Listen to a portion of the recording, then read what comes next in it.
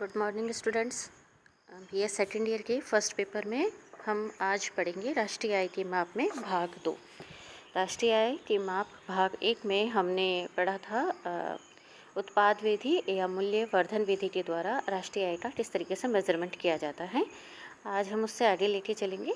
राष्ट्रीय आय के मेजरमेंट का दूसरा कौन सा मेथड है, और वो सेकेंड मेथड है आय विधि।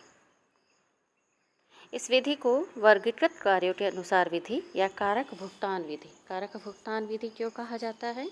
क्योंकि जो फैक्टर्स आपने लगाए साधन में, उत्पादन में, तो वो फैक्टर्स कौन कौन से हैं?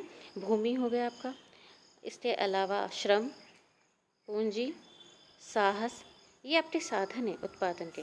इन उत्पादन के साधनों के सम्मिलित प्रयास से उत्पादन होता है। तो ये क्या है? कारक है उत्पादन के। देखिए, कारक और गैर कारक दो तरीके से आप माने जो आप उत्पादन करते हैं वह है कारक और गैर कारक। इनके सम्मिलित प्रयासों से उत्पादन किया जाता है। तो कारकों में ये आ जाते हैं। इन कारकों को आप क्या भुगतान करते हैं? भूमि को आपने दिया लगान, श्रम को मजदूरी, पूंजी को ब्याज, और साहसी को या साहस को हम क्या कहेंगे? लाभ। तो ये इनके लिए प्रतिफल है, या इनके लिए तो इनकम है, और आपके लिए क्या है? लागत है।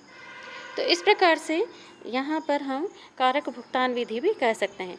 इस विधि के अनुसार एक लेखा वर्ष की अवधि के दौरान उत्पादन के कारकों के स्वामियों, और वो स्वामी कौन कौन से हैं? श्रमिक, भूस्वामी, पूंजीपति तथा उद्यमियों को उनकी सेवाओं के बदले किए गए भुगतान के रूप में मापा जाता है। घरेलू आय का आकलन एक देश के घरेलू सीमा के अंदर एक लेखा वर्ष के दौरान सृजित कारक आय के कुल जोड़ के रूप में व्यक्त किया जाता है। कारक आय क्या है? कारक आय से अभिप्राय किसी व्यक्ति द्वारा अर्जित उस आय से है जो उसे कारक सेवा के बदले में प्राप्त होती है। यह उसके श्रम के बदले मजदूरी, भूमि के बदले लगान, पूंजी के लिए ब्याज और उद्यमिता के लिए लाभ के रूप में हो सकती है। इसमें ऐसी कोई भी आय शामिल नहीं होती जो अर्जित नहीं की गई है। ये बात आप ध्यान दीजिए। जो आय अर्जित नहीं की जाती है वह आय इसमें सम्मिलित नहीं होगी। कहने का मतलब, अगर मैं इसे ऐसा भी कह सकती हूँ कि ऐसी आय जिसके बदले में अगर कोई सेवा नहीं दी गई है या कोई सर्विस उसके बदले में नहीं मिली है, तो वह इनकम इसमें जो इनकम मिलेगी वह इनकम इसमें शामिल नहीं होगी। तो जैसा कि वृद्धावस्था पेंशन जो होती है वह अर्जित आय नहीं होती है। अर्न इनकम का मतलब होता है कि आपने उसे अर्न किया है, ठीक है, आपने उसे कमाया है, या तो आपने कहीं आपने सेवा दी है अपनी, या इसके अलावा आपने कुछ ऐसा कार्य किया है ताकि उसके प्रतिफल के रूप में वह इनकम आपको प्राप्त हुई है। तो यहाँ पर क्या होता है कि ऐसी इनकम यानी वृद्धावस्था पेंशन क्या है? चूँकि यह अर्जित आय नहीं है, अर्जित आय नहीं होने की वजह से इसे हम इसमें सम्मिलित नहीं करेंगे। ये सरकार द्वारा दी गई एक सहायता है जिसके लिए कोई सेवा प्रदान नहीं की गई है। ऐसी प्राप्तियों या भुगतानों के हस्तांतरण प्राप्तियाँ या हस्तांतरण भुगतान कहा जाता है। इनको हम ट्रांसफ़र रिसिप्ट्स और ट्रांसफ़र पेमेंट्स भी कहते हैं। ट्रांसफ़र पेमेंट्स क्यों? क्योंकि ये एक तरफा ही भुगतान है, इसके बदले में कोई सेवा नहीं की गई होती है। इनको राष्ट्रीय आय के अनुमान में शामिल नहीं किया जाता है। नेक्स्ट है राष्ट्रीय आय के अनुमान के संदर्भ में हम वृद्धावस्था पेंशन और सेवानिवृत्ति पेंशन के बीच कैसा भेद करेंगे। देखिए, वृद्धावस्था पेंशन क्या है? एक तरफा भुगतान। एक तरफा कैसे हैं? चूँकि जो भी जिसको भी ये दिया जाता है उसको उसके बदले में उसने कोई सेवा नहीं दी है, तो ये क्या है? एक तरफा भुगतान हो गया, इसलिए इसे राष्ट्रीय आय में सम्मिलित नहीं किया जाता है। दूसरी ओर जो सेवानिवृत्ति पेंशन होती है ये एक विलंबित मजदूरी होती है। ये प्राप्तकर्ता द्वारा प्रदान की गई पहले की कारक सेवाओं से संबंधित होती है, अतः इन्हें राष्ट्रीय आय के आकलन में सम्मिलित किया जाता है। तो आप ये ध्यान रखिए कि जो सेवानिवृत्ति के बाद में जो पेंशन मिलती है वह आपके सेवानिवृत्ति के बाद में जो पेंशन मिलती है वह पेंशन चूँकि आपकी जो पहले आपने जो सेवा दी है उस सेवा में कुछ रोकी हुई मजदूरी होती है, तो डिफर्ड वेजेस जो होती हैं वह आपके राष्ट्रीय आय में कैलकुलेट की जाती है। तो लास्ट वीडियो में जैसा कि मैंने आपको पेंशन के लिए बताया था कि पेंशन को जोड़ा नहीं जाता है, तो आप उस वीडियो में मैं करेक्शन करना चाहूँगी इस वीडियो में कि पेंशन भी दो प्रकार की हो जाती है। एक है जैसा कि वृद्धावस्था पेंशन, और एक दूसरी तरफ आ जाती है सेवानिवृत्ति पेंशन। तो सेवानिवृत्ति पेंशन को हम नेशनल इनकम में काउंट करेंगे और वृद्धावस्था पेंशन को हम इसमें सम्मिलित नहीं करेंगे। कारक आय का वर्गीकरण अगर हम करना चाहें तो पहला है, इसमें कर्मचारियों का पारिश्रमिक शामिल होता है। कंपनसेशन ऑफ एम्प्लॉय, इसमें क्या है? पहला है नकद मजदूरी तथा वेतन, इसमें सम्मिलित है। फिर है किस्म के रूप में भुगतान, किस्म के रूप में भुगतान। दूसरा सामाजिक सुरक्षा योजनाओं में मालिकों के योगदान, जो आपके सोशल सिक्योरिटी जो होती है उसमें जो मालिकों का योगदान, इसमें होता क्या है, सोशल सिक्योरिटी में जो एम्प्लॉयर होता है, नियोक्ता, वह भी अपनी तरफ से कंट्रीब्यूशन करता है। इसी प्रकार से सेवानिवृत्त कर्मचारियों के पेंशन को इसमें सम्मिलित किया जाता है। तो आप समझ गए होंगे कि हम इसमें पारिश्रमिक में किस किस चीज़ को सम्मिलित करते हैं। नकद मजदूरी तथा वेतन, भुगतान, सामाजिक सुरक्षा योजनाएं में मालिकों का योगदान और सेवानिवृत्त कर्मचारियों की पेंशन को इसमें शामिल किया जाता है। नेक्स्ट है प्रचालन अधिशेष, ऑपरेटिंग सरप्लस। इसके अंतर्गत संपत्ति तथा उद्यमशीलता से प्राप्त आय को सम्मिलित किया जाता है। इसमें निम्नलिखित मदें शामिल होती हैं, लगान, ब्याज और लाभ। तो ये ऑपरेटिंग सरप्लस होती है संपत्ति तथा उद्यमशीलता से प्राप्त है। तो संपत्ति से अगर मैं कहूँ, संपत्ति से हमें क्या मिलता है, तो वो ब्याज मिल गया। उद्यमशीलता को क्या मिलता है, वह लाभ हो गया, ठीक है। और लगान किसको मिलता है, भूमि को मिलता है। तो इन तीनों को हम इसमें जोड़ेंगे। इसमें निम्नलिखित मदें शामिल होती है, जो कि ये हैं। और लाभ को हम 3 भागों में बांट सकते हैं। पहला है लाभांश, लाभ का वह भाग जो भागीदारों में बांटा जाता है, इसे कहते हैं वितरित लाभ। चूँकि ये बांटा जाता है भागीदारों में, इसलिए इसे हम वितरित लाभ कहते हैं। दूसरा है निगम लाभ कर, निगम के लाभ का वह भाग जिसे लाभ कर के रूप में सरकार को दे दिया जाता है, निगम लाभ कर कहलाता है। तीसरा है अवितरित और प्रतिधारित लाभ, लाभ का वह भाग जिसे फर्म अपने पास रखती है ताकि भविष्य में किसी संकट का सामना कर सके, इसे निगम बचते या अवितरित लाभ कहते हैं। यानी ये ऐसा लाभ है जिसे डिस्ट्रीब्यूट नहीं किया जाता है, तो ये अनडिस्ट्रीब्यूटेड हो गया। तो इस प्रकार से इसको भी हम इसमें सम्मिलित करेंगे। नेक्स्ट है तीसरा मिश्रित आय, स्वरोजगार। सेल्फ एम्प्लॉयड व्यक्तियों की आय को कहते हैं। ये व्यक्ति अपने श्रम, भूमि, पूंजी तथा उद्यमशीलता का प्रयोग करके मजदूरों तथा वस्तुओं तथा सेवाओं का उत्पादन करते हैं।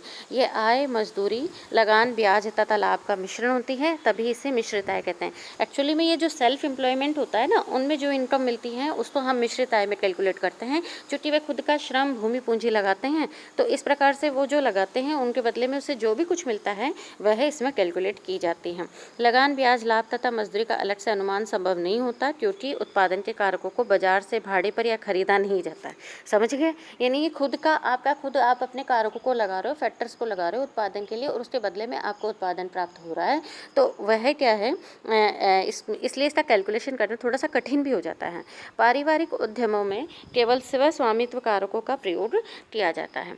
एक देश की घरेलू सीमा के अंदर सृजित कारक आय के कुल जोड़ को कारक लागत पर शुद्ध घरेलू उत्पाद या घरेलू आय कहा जाता है। तो आप ये ध्यान रखिएगा कि एक देश की घरेलू सीमा, डोमेस्टिक टेरिटरी हो गया, तो यानी डी आएगा बीच में, है ना, ठीक है।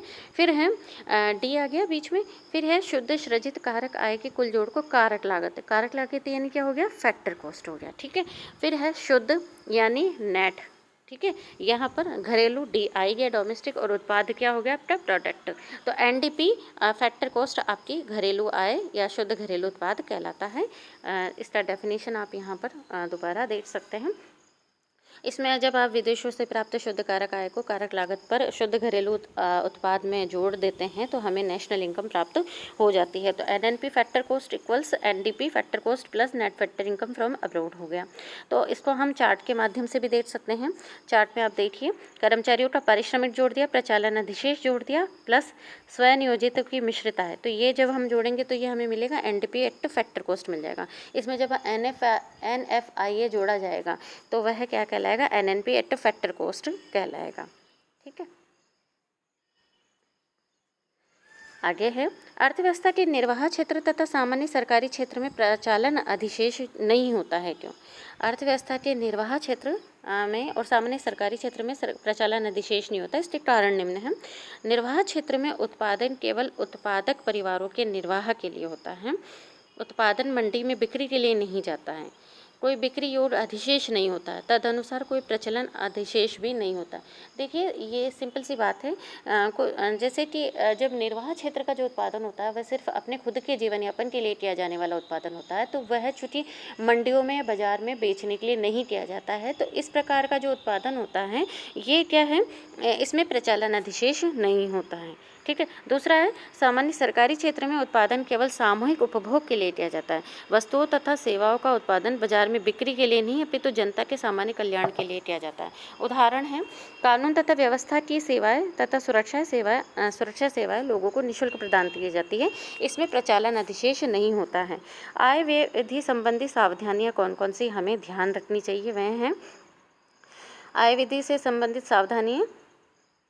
इसमें सबसे यहाँ पर आप देखिए मूल और विशेष सावधानी क्या है। इस विधि द्वारा कारक आय का अनुमान लगा जाता है। इसके अंतर्गत उस आय को शामिल नहीं किया जाता है जिसके फलस्वरूप वस्तुओं तथा सेवाओं का प्रवाह नहीं होता है या मूल्य वृद्धि नहीं होती है। तो ये ध्यान रखिएगा। इसमें वही इनकम सम्मिलित की जाती हैं जिनसे किसी वस्तु का उत्पादन हो रहा है या किसी सेवा का उत्पादन हो रहा है या हम कहें मूल्य वृद्धि हो रही है, उसी को हम इसमें सम्मिलित करेंगे। अब इसमें क्या क्या सावधानी रखनी है। पहला है ट्रांसफ़र अर्निंग इसमें सम्मिलित नहीं होती है। तो वृद्धावस्था पेंशन, बेरोजगारी भत्ता, छात्रवृत्ति जो मिलती है वह इसमें सम्मिलित नहीं होती हैं। ठीक है, क्यों नहीं होती है ये मैं आपको बता चुकी हूँ, क्योंकि इससे आप कहते हैं राष्ट्रीय उत्पाद में कोई बढ़ोतरी नहीं होती है, मूल्य वृद्धि नहीं होती है, तो ये इसमें सम्मिलित नहीं होते। दूसरा, गैर कानूनी कार्यों जैसे तस्करी, चोरी, जुए आदि से प्राप्त आय को राष्ट्रीय आय में सम्मिलित नहीं किया जाता।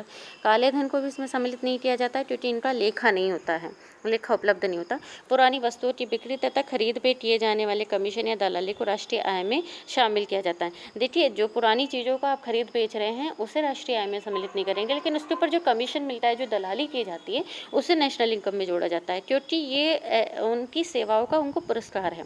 दूसरा आगे है शेयर तथा बॉन्ड्स की बिक्री खरीद पर दी जाने वाली दलाली को राष्ट्रीय आय में सम्मिलित किया जाता है क्योंकि ये सेवाओं का पुरस्कार है।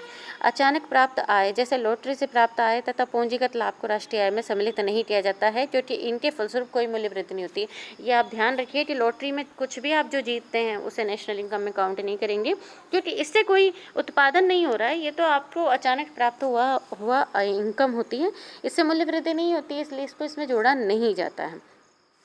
जिन मकानों में मकान मालिक स्वयं रह रहे हैं उनके आरोपित किराए को साधन आय के एक घटक के रूप में राष्ट्रीय आय में शामिल किया जाता है। नेक्स्ट है स्व उपभोग के लिए उत्पादन के अनुरूप अर्थव्यवस्था में आय का सृजन होता है, इसलिए इसे राष्ट्रीय आय में सम्मिलित किया जाता है। तो ध्यान रखिए कि जब आप खुद के लिए भी प्रोडक्शन कर रहे हैं, खुद के उपभोग के लिए प्रोडक्शन कर रहे हैं, तो उसे भी नेशनल इनकम में काउंट किया जाएगा क्योंकि अगर आप उत्पादन नहीं करेंगे तो आप कहीं ना कहीं अपने उपभोग के लिए कहीं ना कहीं खरीदने जाएंगे, तो वहाँ पर उसकी इनकम होगी, तो इसलिए इसको हम राष्ट्रीय आय में सम्मिलित करेंगे। नेक्स्ट है निगम कर, लाभांश तथा अवितरित लाभ, तीनों ही निगम लाभ के घटक होते हैं। एक बार यदि राष्ट्रीय आय के आंकलन में लाभ को शामिल किया जाता है तो इन घटकों में से किसी को भी अलग से राष्ट्रीय आय में सम्मिलित नहीं किया जाता। भाई सीधी सी बात है ये कि लाभ तीन चीज़ों का प्रतिफल है। कौन कौन सा है? तीन चीज़ें इसमें जुड़ी हुई है, निगम कर, लाभांश और अवितरित लाभ। अगर आपको अलग से ये दे दिया जाता है निगम कर और दूसरी तरफ लाभ भी दे दिया जाता है, तो अगर आपने लाभ को जोड़ दिया है तो आपको अलग से निगम कर जोड़ने की ज़रूरत नहीं है। इसी प्रकार से आयकर कर्मचारियों के पारिश्रमिक से दिया जाता है, इसे अलग से राष्ट्रीय आय के अनुमान में जोड़ा नहीं जाना चाहिए। ठीक है। नेक्स्ट है नकद तथा किस्में के रूप में दी जाने वाली मजदूरी तथा वेतन एवं कर्मचारियों के लिए मालिक द्वारा दिए गए सामाजिक सुरक्षा योगदान कर्मचारियों के पारिश्रमिक के घटक है। कर्मचारियों के पारिश्रमिक को राष्ट्रीय आय में शामिल करने पर इन घटकों में से किसी को भी अलग से राष्ट्रीय आय आंकलन में शामिल नहीं किया जाना चाहिए। ठीक है। तो ये जो सामाजिक सुरक्षा योगदान जो होते हैं ना, ये कर्मचारियों के पारिश्रमिक के घटक होते हैं। अगर आपने कर्मचारियों के पारिश्रमिक को राष्ट्रीय आय में जोड़ लिया है तो इसे फिर अलग से नहीं जोड़ना चाहिए, अदरवाइज़ क्या होगा, डबल काउंटिंग की प्रॉब्लम हो जाएगी और जो नेशनल इनकम है आपकी ओवर कैलकुलेटेड हो जाएगी। चलिए इसका एक उदाहरण हम लेते हैं राष्ट्रीय आय के कैलकुलेशन का। यहाँ पर आपको दिया गया है शुद्ध घरेलू आय ज्ञात करनी है, सकल घरेलू आय ज्ञात करनी है, यानी आपको क्या क्या ज्ञात करना है, शुद्ध घरेलू आय यानी क्या होगी, NDP ज्ञात करनी है या NDI कर सकते हैं क्योंकि ये इनकम हो गया तो NDP NDI। सकल घरेलू आय यानी GDI या GDP। शुद्ध राष्ट्रीय आय ये है शुद्ध राष्ट्रीय आय, और बाजार कीमत पर शुद्ध राष्ट्रीय आय, शुद्ध राष्ट्रीय उत्पाद मार्केट प्राइस पर, ये ज्ञात करना है। तो यहाँ देखिए अप्रत्यक्ष कर दे दिया, आर्थिक सहायता, मूल्यह्रास, स्वनियुक्त की मिश्रित आय, प्रचालन अधिशेष, विदेशों से प्राप्त शुद्ध कारक आय, कर्मचारियों का पारिश्रमिक। तो अभी किसी किसे जोड़ेंगे हम? देखिए हमने पहला उदाहरण लिया था, हम मिश्रित आय को जोड़ेंगे वहाँ पर। मिश्रित आय यहाँ जोड़िए आप। मिश्रित आय को जैसे ही आपने जोड़ा, फिर क्या जोड़ेंगे, कर्मचारियों का पारिश्रमिक जोड़ देंगे। कर्मचारियों का पारिश्रमिक जोड़ दिया, मिश्रित आय जोड़ दी, फिर है प्रचालन अधिशेष जोड़ देंगे। तो इन तीनों को तो जोड़ दिया। फिर इनको जोड़ने के बाद में जो हमें प्राप्त होगा वह क्या कहलाएगी, शुद्ध घरेलू आय, यानी NDI, शुद्ध घरेलू आय, नेट डोमेस्टिक इनकम हमें प्राप्त हो गई। फिर है सकल घरेलू आय। अब सकल घरेलू आय तो क्या करेंगे हम, NDI में क्या जोड़ देंगे, प्लस कर देंगे, शुद्ध माइनस, इसमें हम करेंगे शुद्ध घरेलू आय में सकल घरेलू करना है तो हमें मूल्यह्रास को इसमें जोड़ना है। तो मूल्यह्रास को जोड़ दिया हमने। मूल्यह्रास को जोड़ने के बाद में अब हमें शुद्ध राष्ट्रीय आय ज्ञात करनी है। तो शुद्ध घरेलू आय से हम विदेशों से प्राप्त, यहाँ पर आप विदेशों से प्राप्त शुद्ध कारक आय माइनस था 300 करोड़ है, तो इसको कर देंगे हम माइनस, ये हमें प्राप्त हो जाएगा। और बाजार कीमत पर शुद्ध राष्ट्रीय उत्पाद में हम क्या करेंगे, शुद्ध राष्ट्रीय आय प्लस करेंगे अप्रत्यक्ष कर, माइनस करेंगे आर्थिक सहायता। तो प्लस कर दिया हमने अप्रत्यक्ष कर, ये हमारा 9,000, और माइनस करेंगे हम आर्थिक सहायता यानी 1,800। तो ये कैलकुलेट करने से हमारे पास में बाजार कीमत पर शुद्ध राष्ट्रीय उत्पाद की प्राप्ति हो जाती है। और इसी प्रकार से हमारा ये जो क्वेश्चन का आंसर भी हमें प्राप्त होता है। तो आज का ये जो आपका वीडियो है ये इतना ही है। नेक्स्ट वीडियो में हम राष्ट्रीय आय के मेजरमेंट की तीसरी विधि को पढ़ेंगे, जो कि व्यय विधि है। धन्यवाद।